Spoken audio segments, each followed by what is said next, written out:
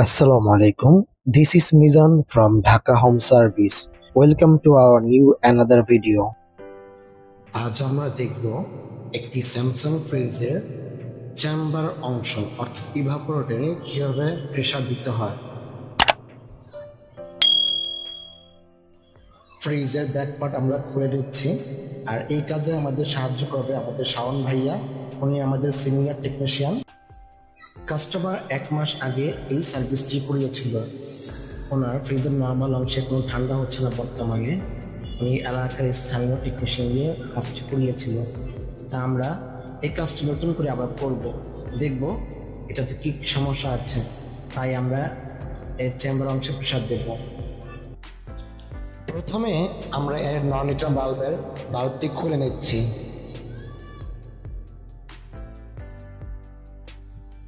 এরপর আমরা এর ডিসচার্জ ও সাকশন পাইপ কেটে নেব।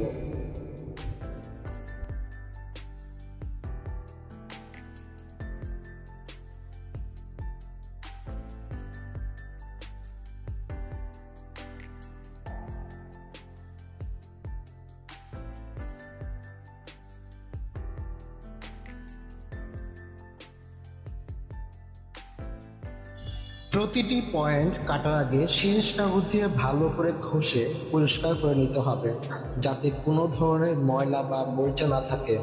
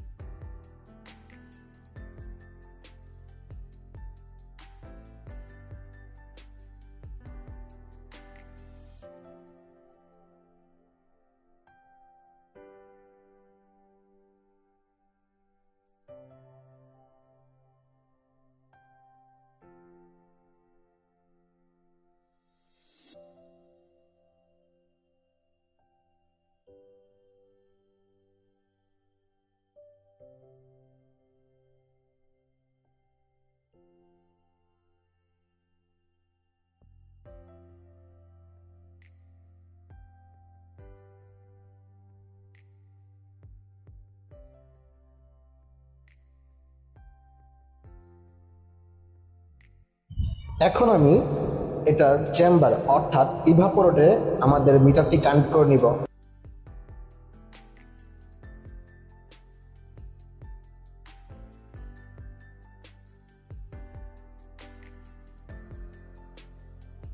প্রতিটি ঝালাই সূক্ষ্মভাবে এবং দেখে শুনে করতে হবে, যাতে কোনো প্রকার লিক না থাকে।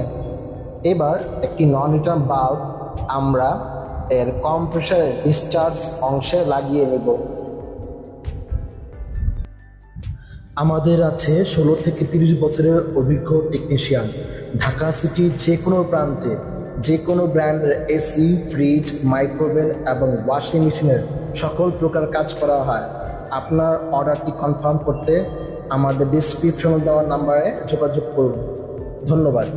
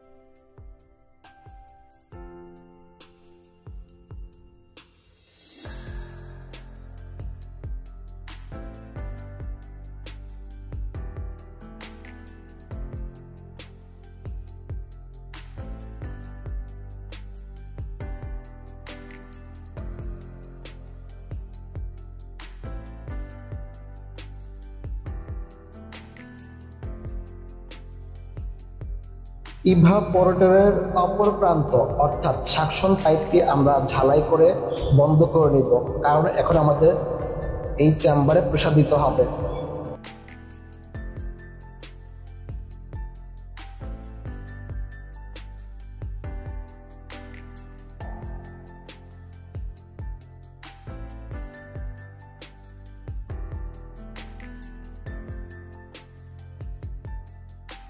এবার ডিসচার্জে থাকা হোস পাইপটি আমরা আমাদের মিটারে কানেক্ট করে নেব এবং কম্প্রেসরটি অন করব। কম্প্রেসর অন করে আমরা এর মধ্যে প্রেসার দিব। আমাদের কাছে যদিও নাইট্রোজেন নাই, তাই আমরা এটাকে বাতাস দিয়ে প্রেসার দিব। বাতাস দিয়ে প্রেসার 200 পর্যন্ত উঠিয়ে এটাকে রেখে দিব 24 ঘন্টার জন্য। যদি চেম্বারে কোনো লিক থাকে, আগামী 24 ঘন্টার মধ্যেই 200 প্রেসার কমে 0-এর কাছাকাছি চলে আসবে। আর যদি চেম্বার ভালো থাকে তাহলে আমাদের প্রেসার কমবে না। এভাবেই আমরা আমাদের কাজটি করতে পারবো। সবাইকে অনেক ধন্যবাদ আমাদের ভিডিওটি দেখার জন্য। ভিডিও ভালো লাগলে অবশ্যই লাইক, শেয়ার এবং সাবস্ক্রাইব করবেন।